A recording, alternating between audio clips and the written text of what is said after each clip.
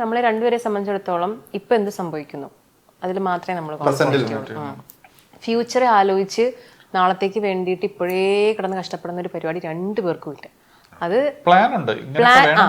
ഒരു ഐഡിയ ഉണ്ട്, പക്ഷെ അതിന് വേണ്ടിയിട്ട് കിടന്ന് മരിക്കുന്ന പരിപാടി രണ്ടുപേർക്കും ഇല്ല. അപ്പോൾ ഇങ്ങനെ 5 വർഷം കഴിഞ്ഞ് ഇന്ന സ്ഥലത്ത് വീട് വെക്കണം അങ്ങനെയല്ല. നമ്മൾ ഇവോൾവ് ആയിക്കൊണ്ടിരിക്കുവാണല്ലോ. അപ്പോൾ ചിലപ്പോൾ നമ്മുടെ ഇൻട്രസ്റ്റുകളും മാറും. ഇന്ന് എനിക്ക് ഇഷ്ടപ്പെടുന്ന ഫുഡായിരിക്കില്ല, നാളെ എനിക്ക് ഇഷ്ടപ്പെടണം. അപ്പോൾ അതുകൊണ്ട് ഇങ്ങനെ പിന്നെ ഞാൻ ഒരു സ്ഥലത്ത് പോകണമെന്ന് ആഗ്രഹിക്കുന്ന സമയത്ത് ചിലപ്പോൾ എബിക്ക് പോകണമെന്ന് ആഗ്രഹം ഉണ്ടാവില്ല. അപ്പോൾ അതും വളരെ നമ്മളിങ്ങനെ നോക്കിയും കണ്ടൊക്കെ ചെയ്യത്തുള്ളൂ. അപ്പൊ അതുകൊണ്ട് ഇപ്പൊ എനിക്ക് ഇപ്പം പ്രസന്റിൽ ജീവിക്കുക അത് ഭയങ്കരമായിട്ട്. കാരണം ഈ 8 വർഷം 9 വർഷം 10 വർഷം കൊണ്ട് നമ്മൾ ഇങ്ങനെയാവും നമ്മൾ ഒട്ടും ചിന്തിച്ച ആൾക്കാരല്ല. അപ്പൊ ഇപ്പൊ ഇങ്ങനെ ആയില്ലേ, അപ്പൊ ഇത് എൻജോയ് ചെയ്യുക, നാളെ വരുന്നത് വരട്ടെ, അത്രേ ഉള്ളൂ. എബി, മ്യൂസിക് ഡയറക്ഷനിലേക്ക് എങ്ങനെ അടുത്ത പ്ലാനിങ്ങളൊക്കെ എങ്ങനെയാണ്? ഈ തിരക്കുകൾ എൻജോയ് ചെയ്ത് പോകാനാണോ അതോ അതിലേക്ക് കുറച്ച് ഫോക്കസ് ചെയ്യാനുള്ള പരിപാടികളാണോ, എങ്ങനെയാണ്? സത്യം പറഞ്ഞാൽ പാവാടയ്ക്ക് ശേഷം ഞാൻ അങ്ങനെ അതിലേക്ക് ഫോക്കസ് ചെയ്തില്ലെന്ന് പറയാം. ആക്ച്വലി ഞാൻ നോക്കിയിട്ട് എന്റെ മനസ്സിൽ ആ ക്വസ്റ്റ്യൻ ചോദിക്കണം എന്നുണ്ടായിരുന്നു. പിന്നെ ഞാൻ ഓർത്ത് അത് ആ ചോദ്യമായിട്ട് ചോദിക്കണം എന്നില്ല, ഞാൻ പിന്നെ അതാണ് സ്കിപ്പ് ചെയ്തിട്ടത്. കാരണം പാവാട പോലൊരു അത്രയും ഹിറ്റായിട്ട് പാട്ടുകൾ വന്നിട്ട് പിന്നെയും മ്യൂസിക് പ്രൊഡക്ഷൻ തന്നെയാണ് ഞാൻ നോക്കിയപ്പം കണ്ടത്. അന്ന് സംഭവിച്ചിരുന്നെന്ന് പറഞ്ഞാൽ പാവാടയൊക്കെ കഴിഞ്ഞപ്പോഴത്തേക്കും കുറച്ചുകൂടെ നമ്മുടെ ഇൻഡസ്ട്രി കുറച്ച് റിയലിസ്റ്റിക് മൂവീസ് കൈൻഡ് ആ ഒരു ഇതിലേക്ക് ഷിഫ്റ്റായി. അപ്പം പാവാടയിലെന്ന് പറഞ്ഞാൽ പക്ക മറ്റേ തട്ടുപൊളിപ്പൻ കമേഴ്ഷ്യൽ ഒരു ഇതായിരുന്നു. അപ്പം ആ ഒരു സമയത്ത് ആ പാട്ടുകൾ നല്ല ഇതായി. പിന്നെ അപ്പം നമ്മളെ ഒരു കൊമേഴ്ഷ്യൽ അങ്ങനത്തെ ഒരു പടങ്ങളുടെ പാട്ട് ചെയ്യുന്ന ഒരാളെന്നുള്ള രീതിയിൽ ഉള്ളൊരു ഇമേജ് ആയിരുന്നു എനിക്ക്. അപ്പോൾ പെട്ടെന്ന് ആ ഒരു ഷിഫ്റ്റ് വന്നു കഴിഞ്ഞപ്പോഴത്തേക്കും ഞാൻ വിചാരിച്ചു പാവാട കഴിയുമ്പോൾ എനിക്ക് കുറച്ച് നല്ല അതുപോലത്തെ വലിയ പടങ്ങൾ വരും എന്ന് വിചാരിച്ചു. പക്ഷേ പടങ്ങൾ വന്നില്ലെന്ന് മാത്രമല്ല, ഞാൻ പിന്നെ അങ്ങനെ ഇതിന്റെ പുറകെ പോയിട്ടില്ല. എന്ന് വെച്ചാൽ എനിക്കൊരു പടം മ്യൂസിക് ചെയ്യണം എന്നുള്ളൊരു ഇതിലേക്ക് പോയിട്ടില്ല. കാരണം പാവാട ചെയ്യുമ്പോഴും അതിന് മുമ്പും അത് കഴിഞ്ഞും എല്ലാം നല്ല തിരക്കുണ്ട്. നമുക്ക് മ്യൂസിക് പ്രൊഡക്ഷൻ എന്നുള്ള രീതിയിൽ ഞാൻ മൾട്ടിപ്പിൾ കമ്പോസേഴ്സിന് വർക്ക് ചെയ്യുന്നുണ്ട്.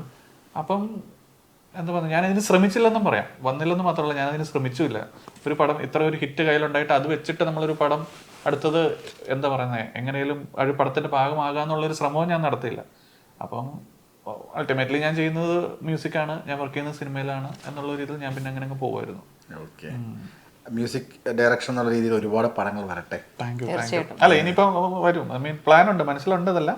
പക്ഷെ അത് ഇനി എന്ന് വെച്ചാൽ അതുപോലെ ഇപ്പൊ പാവാടയൊക്കെ പോലെ നല്ലൊരു പ്രോജക്റ്റിന്റെ ഭാഗമാകാൻ എനിക്ക് താല്പര്യമുള്ള, അല്ലാതെ എന്തെങ്കിലും ഒരു പടം എന്നുള്ളൊരു ചെയ്യുമ്പോൾ നല്ലൊരു സിഗ്നേച്ചർ പരിപാടി ചെയ്തിട്ടേ കാര്യം. ഞാനത് എബിയോട് എപ്പോഴും പറയും, എബിയുടെ പൊട്ടൻഷ്യൽ അങ്ങനെ അധികം നേരിട്ട് കാണുന്നത് കൊണ്ട്. ഇപ്പൊ റീസെന്റ് ലോകയിലെ സ്കോറൊക്കെ കേൾക്കുമ്പോൾ നമുക്ക് ഇങ്ങനെ ഗൂസ് ബംസ് വരും. ഞാൻ തിയേറ്ററിൽ ഇരുന്ന് പറഞ്ഞോ, താൻ ചെയ്ത സാധനമല്ലേ ഇതൊന്ന് കേൾക്കുമ്പോഴേ. Sure, of course. പക്ഷെ എന്നാലും നമ്മള് അതിലും ഒരു ഇൻഡിപെൻഡന്റ് ആയിട്ടൊരു പടം ചെയ്യാൻ പറ്റുന്ന അത്രയും കേപ്പബിലിറ്റി ഉള്ള ആളാണ്. അപ്പൊ അത് കേൾക്കുമ്പോൾ നമുക്ക് ഭയങ്കര നമ്മുടെ ഉള്ളിലൊരു ആഗ്രഹം ഒന്ന് പൊളിച്ചായിരുന്നെങ്കിൽ എന്നുള്ളൊരു സംഭവം ഉണ്ടല്ലോ. കേട്ടെ പൊളിക്കട്ടെ, നമുക്ക് ഇവിടെ തന്നെ ഇന്റർവ്യൂ എടുക്കാൻ പറ്റും. മ്യൂസിക്കിനെ പറ്റി വലിയ ഐഡിയ ഇല്ലാത്ത എന്നെ പോലുള്ള ഒരുപാട് പേർക്ക് ഈ മ്യൂസിക് പ്രൊഡക്ഷനും മ്യൂസിക് കമ്പോസിങ്ങും രണ്ടും രണ്ടാണ്. അത് ഒന്ന് എക്സ്പ്ലെയിൻ ചെയ്യാമോ? മ്യൂസിക് പ്രൊഡ്യൂസർ എന്ന് പറയുന്നത് ഒരു മ്യൂസിക് കമ്പോസർ ഉണ്ട്. അതാണ് നമ്മളെല്ലാം അറിയുന്ന മ്യൂസിക് ഡയറക്ടേഴ്സ്. ഇപ്പം നമ്മുടെ മലയാളത്തിലുള്ള അല്ലെങ്കിൽ എല്ലാ ഭാഷയിലുള്ള മ്യൂസിക് കമ്പോസേഴ്സ് എന്ന് പറയുന്നതാണ് എല്ലാവരും അറിയുന്നത്. അതെ, ഇവരൊക്കെ മ്യൂസിക് കമ്പോസേഴ്സ് ആണ്. നമ്മൾ മ്യൂസിക് പ്രൊഡ്യൂസേഴ്സ് എന്ന് പറഞ്ഞാൽ ഈ മ്യൂസിക് കമ്പോസേഴ്സിന് ഒരു വിഷൻ ഉണ്ട്. എൻ്റെ ഒരു സോങ്ങിൻ്റെ ഒരു ബാക്ക്ഗ്രൗണ്ട് മ്യൂസിക് അല്ലെങ്കിൽ ഇൻസ്ട്രുമെൻറ്റേഷൻ ഇങ്ങനെ വേണം, ഇന്നതുപോലെ വേണം എന്നുള്ളൊരു വിഷൻ ഇവർക്കുണ്ട്. ആ വിഷൻ എക്സിക്യൂട്ട് ചെയ്യുന്ന കമ്പ്യൂട്ടേഴ്സും സോഫ്റ്റ്വെയർസും യൂസ് ചെയ്ത് എക്സിക്യൂട്ട് ചെയ്യുന്ന ഒരാളാണ്. അതൊന്നുകൂടെ ഒന്ന് സിമ്പിളായിട്ട് പറയുവാണെങ്കിൽ, ഇപ്പം ഒരു പാട്ടിൻ്റെ ബാക്ക്ഗ്രൗണ്ടിൽ ഇന്ന ഇൻസ്ട്രുമെൻറ്റ്സ് വേണം, അത് എന്ത് നോട്ട്സ് പ്ലേ ചെയ്യണം അല്ലെങ്കിൽ എന്ത് കോഡ്സ് പ്ലേ ചെയ്യണം, എന്ത് ഇൻസ്ട്രുമെൻറ്റ് പ്ലേ ചെയ്യണം. ചില മ്യൂസിക് കമ്പോസേഴ്സ് പറയും എനിക്ക് അങ്ങനെ വേണം ഇങ്ങനെ വേണം, അവരുടെ ഒരു ഡയറക്ഷൻസ് ഉണ്ടാവും. അതല്ലെങ്കിൽ ഒരു മ്യൂസിക് പ്രൊഡ്യൂസറാണ് അത് ഡിസൈൻ ചെയ്യുന്നത്. എങ്ങനെയാണ്, എന്തൊക്കെ ഇൻസ്ട്രുമെൻറ്റ്സ് ആണ്, അല്ലെങ്കിൽ അതിൻ്റെ ഒരു ഡ്രംസിൻ്റെ പാറ്റേൺസ് എങ്ങനെ പോകണം, അല്ലെങ്കിൽ അതിൻ്റെ റിതംസ് എങ്ങനെ വായിക്കണം, അതിൻ്റെ കീബോർഡ്സ് എങ്ങനെ വായിക്കണം, ഗിറ്റാർസ് എങ്ങനെ വായിക്കണം, ആ ഒരു സംഭവങ്ങൾ ഒരു മ്യൂസിക് പ്രൊഡ്യൂസർ ഡിസൈൻ ചെയ്യാറുണ്ട്. At the same time music കമ്പോസേഴ്സും പറയാറുണ്ട് എനിക്ക് ഇങ്ങനെ വേണം അങ്ങനെ വേണം എന്നുള്ള രീതിയിൽ അവരും പറയാറുണ്ട്. അപ്പം അവരുടെ ഒരു വിഷനെ എക്സിക്യൂട്ട് ചെയ്യുന്ന ഒരാളാണ് ഒരു മ്യൂസിക് പ്രൊഡ്യൂസർ. നമ്മൾ കേൾക്കുന്ന സൗണ്ട്, നമ്മൾ കേൾക്കുന്ന പല പാട്ടിന്റെയും ആ വോക്കൽ മാറ്റി വെച്ചാൽ ബാക്കി ഹിറ്റായ പല മ്യൂസിക് ബിജിഎംസ് നമുക്ക് ഈസി ആയിട്ട് പറയാം പ്രൊഡ്യൂസ് ചെയ്യുന്ന മ്യൂസിക് പ്രൊഡ്യൂസേഴ്സ് ആണ്. അത് ഒരു മ്യൂസിക് പ്രൊഡ്യൂസറുടെ മാത്രം ക്രെഡിറ്റ് അല്ല, ഒരു മ്യൂസിക് കമ്പോസറുടെ ഒരു വിഷൻ, അയാളുടെ ഒരു ഡയറക്ഷൻസ് പ്രകാരം അയാളുടെ ഐഡിയാസ് നമ്മൾ എക്സിക്യൂട്ട് ചെയ്യുകയാണ് ചെയ്യുന്നത്. പാവാട മ്യൂസിക് ചെയ്ത മ്യൂസിക് കമ്പോസർ ആയിരുന്നു ഞാൻ പാവാട. ഈ ജയശ്രീ കൊണ്ട് ആദ്യമായിട്ട് പാടിച്ചത് ആദ്യമായിട്ടല്ല, അതിന് ശേഷമല്ലേ പുണ്യാളം തന്നെ? അല്ലല്ല, പുണ്യാളന്റെ പാട്ടൊക്കെ ജേട്ടൻ അതിന് മുന്നേ പാടിയിട്ടുണ്ട്. ആണല്ലേ? അതെ അതെ അതെ, ഞാൻ പാവാട അത് കഴിഞ്ഞാണ് പഠിച്ചത്. അതെ അതെ, ജേട്ടനുമായിട്ട് എനിക്ക് ഭയങ്കര നല്ലൊരു ഫ്രണ്ട്ഷിപ്പ് ഉണ്ട്. കാരണം ഇപ്പൊ ഗ്രേസ് മുമ്പേ പറഞ്ഞ മൂന്നാം ഇടം എന്ന് പറയുന്ന ഷോർട്ട് ഫിലിം അന്ന് പ്രൊഡ്യൂസ് ചെയ്തത് ജേട്ടനായിരുന്നു, അതിന്റെ പ്രൊഡ്യൂസർ. അപ്പൊ അന്നോട്ട് ജേട്ടൻ അതിന്റെ മ്യൂസിക് ഭയങ്കര ഇഷ്ടമായിട്ട് ഞാനും ജേട്ടനും ഭയങ്കര ഫ്രീക്വന്റ്ലി കോൺടാക്ട് ചെയ്യും. ഞങ്ങൾ നല്ല ഫ്രണ്ട്സിനെ പോലെ ആയിരുന്നു.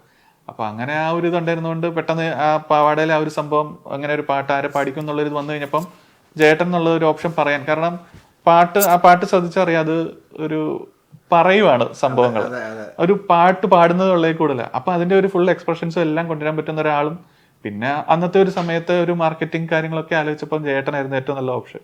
അങ്ങനെ ജേട്ടനെ കൊണ്ട് ഇത് പാടിച്ചു. അപ്പം ഞങ്ങൾ തമ്മിലുള്ള ആ ഒരു നല്ലൊരു ഫ്രണ്ട്ഷിപ്പ് ഉള്ളതുകൊണ്ട് റെക്കോർഡിങ്സും ഭയങ്കര ഈസി ആയിരുന്നു ജേട്ടനും ഞാനും തമ്മിൽ.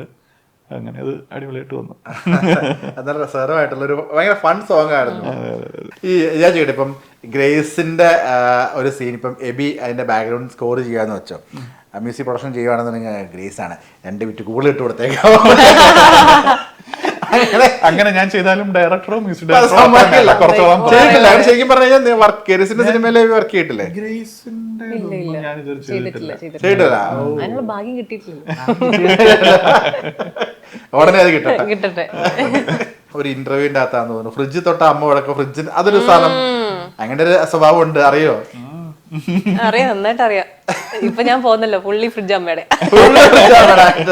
ഗ്രേസിനെ കൊണ്ട് ഫ്രിഡ്ജ് തൊട്ട്, അത് വിവേകാനന്ദൻ വൈറലാണ് പടത്തിന്റെ നമ്മൾ ഒരുപാട് നേരം സംസാരിച്ചൊരു ഇന്റർവ്യൂ ഉണ്ടായിരുന്നു അന്ന്. അമ്മയാണ് മെയിൻ എന്റെ ഇത് ആയുധം. അമ്മയെ പറ്റി തുടങ്ങി കഴിഞ്ഞാൽ പിന്നെ തീരൂല. ഗ്രേസിന്റെ പരാതി തീർക്കാൻ വേണ്ടി നമുക്ക് വേണ്ടി മാത്രം ഒരു ഫ്രിഡ്ജ് ഇപ്പൊ ഉണ്ട്. നിലവിലൊരു ഫ്രിഡ്ജ്, സെപ്പറേറ്റ് ഫ്രിഡ്ജ് ഓർണമെന്റ്, അതിലൊന്നും ഇല്ല താനും. എനിക്ക് തൊടണമെങ്കിൽ ഇതേ തൊട്ടോളെ. ഓക്കെ, നമുക്ക് ഒരു റൗണ്ടിലേക്ക് കൂടെ പോവാം. ചോദ്യം അബിയുടെ അടുത്താണ്. അത് അബി എഴുതുന്ന ഗ്രേസും, ഗ്രേസ് എഴുതുന്ന അബിയും കാണരുത്. ഗ്രേസ് ഇന്നോളം കണ്ടതിൽ ഗ്രേസിന് ഏറ്റവും ഫേവറേറ്റ് ആയിട്ട് പറയുന്ന ഒരു മൂവി, ഗ്രേസ് അഭിനയിച്ചതാവാം, പുറത്തുനിന്നുള്ളതാവാം, എന്തും ആവാം.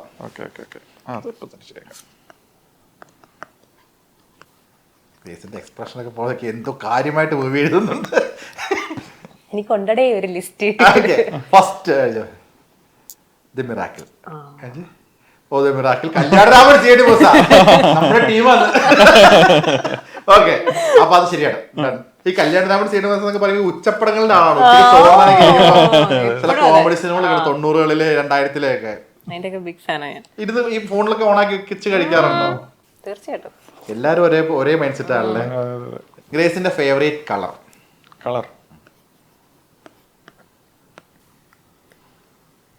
തിരിച്ചു ബ്ലാക്ക്. ഗ്രേസിന്റെ celebrity crush, first celebrity crush അല്ലെങ്കിൽ എക്സോർ എപ്പോഴും തന്നെ സെലിബ്രിറ്റി ക്രഷ് എന്ന് ഗ്രേസ് എപ്പോഴും പറയുന്ന ഒരാള് ഇല്ല? ഷാരൂഖ് ഖാൻ, ഹൃതിക് റോഷൻ ഇല്ല? ഞാൻ ആ കാര്യത്തിലൊക്കെ വെറും. ഓക്കെ, അപ്പൊ ആ ക്വസ്റ്റ്യൻ സിനിമയിലുള്ള ക്രഷ് മതിയെങ്കിൽ ഞാൻ. ഓക്കെ, ഗ്രേസ് ആബിയെ വിളിക്കുന്ന ഒരു നിക്നെയിമോ? അയ്യോ, എപ്പോഴും വിളിക്കുന്ന ഒരു നിക്നെയിം എഴുതിയാ മതി, ഞങ്ങള് വായിച്ചെടുത്തോളാം.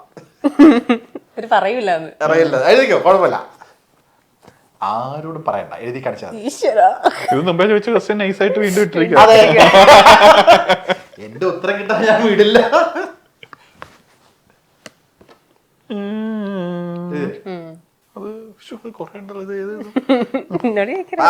പറഞ്ഞു വെക്കുന്നത് ഇതെന്താണ്, പരീക്ഷയോ കോപ്പി അടിക്കാൻ എന്നെ വിളിക്കുന്നല്ലേ? കാണിച്ചോ മോനെ. അയ്യോ,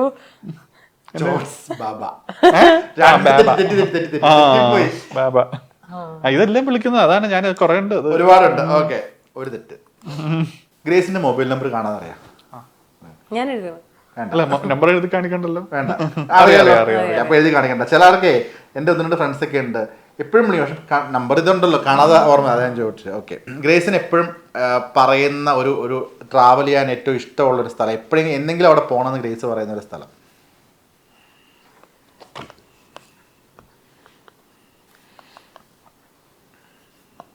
തിരിച്ചോ